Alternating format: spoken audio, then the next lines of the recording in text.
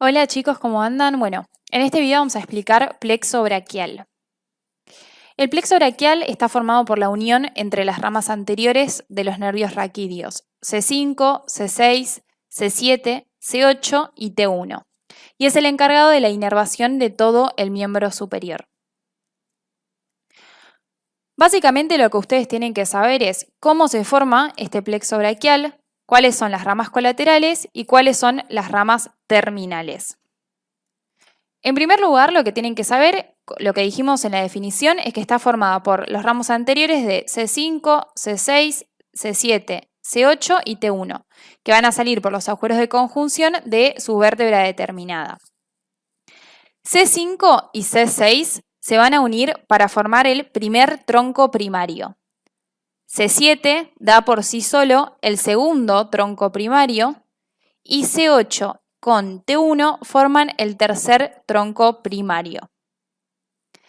Los tres troncos, primero, segundo y tercero, se van a dividir en ramos anteriores y ramos posteriores. Los tres, ¿ven? Del primero sale un ramo anterior y uno posterior, del segundo sale uno anterior y uno posterior, y del tercero también sale uno anterior y otro posterior. Las ramas posteriores de los tres troncos, es decir, del primer tronco primario, del segundo tronco primario y del tercer tronco primario, se van a unir entre sí para formar el tronco secundario posterior, que es este que tenemos acá, que va a dar como ramos terminales al nervio circunflejo o nervio axilar y al nervio radial. Ahora bien, pasando a lo que es el plano anterior.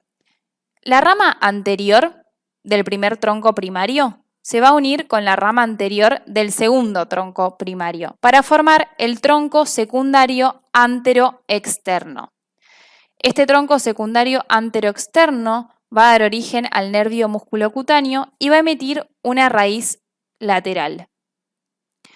Por otro lado, la rama anterior del tercer tronco primario, la rama anterior del tercer tronco primario, va a dar por sí solo el tronco secundario anterointerno, que es este que tenemos acá, que va a dar por un lado al nervio cubital o ulnar y por otro lado a la raíz medial, que junto con la raíz lateral formarán el nervio mediano. Este nervio que tenemos acá es el nervio braquial cutáneo interno, que muchos autores lo consideran como una rama lateral, pero otros también lo consideran como una rama terminal del tronco secundario anterointerno. A lo largo de su formación se van a ir emitiendo ramos colaterales que se van a dividir en anteriores y posteriores dependiendo si nacen de los troncos anteriores o de los troncos posteriores respectivamente. De los anteriores tenemos tres, que son el nervio del pectoral mayor, el nervio del pectoral menor y el nervio del subclavio. Los posteriores son varios, dentro de los cuales encontramos el nervio del supraescapular, el nervio superior del subescapular, el nervio inferior del subescapular, nervio del dorsal ancho, nervio del redondo mayor, nervio del serrato mayor, el nervio del angular o elevador de la escápula y el nervio del romboides.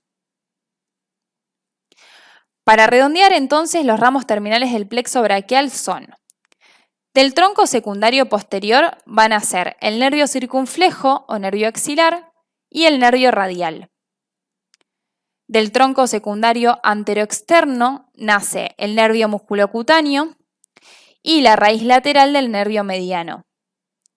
Y del tronco secundario anterointerno nace la raíz medial del nervio mediano, el nervio cubital y el nervio braquial cutáneo interno. Por último, y para terminar este video, hay que tener en cuenta la estrecha relación vascular que guarda el plexo braquial a nivel del cuello y a nivel de la axila. Va a estar en íntima relación con la arteria subclavia y su continuación, que era la arteria axilar, y con la vena axilar y su continuación, que es la vena subclavia.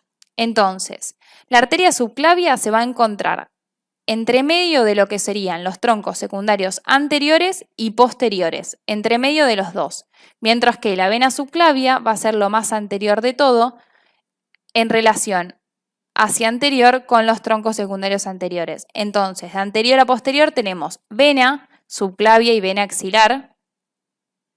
Después tenemos los troncos anteriores, después tenemos la arteria, ya sea subclavia o axilar, dependiendo de dónde estemos hablando, y atrás los troncos posteriores. Muchas gracias.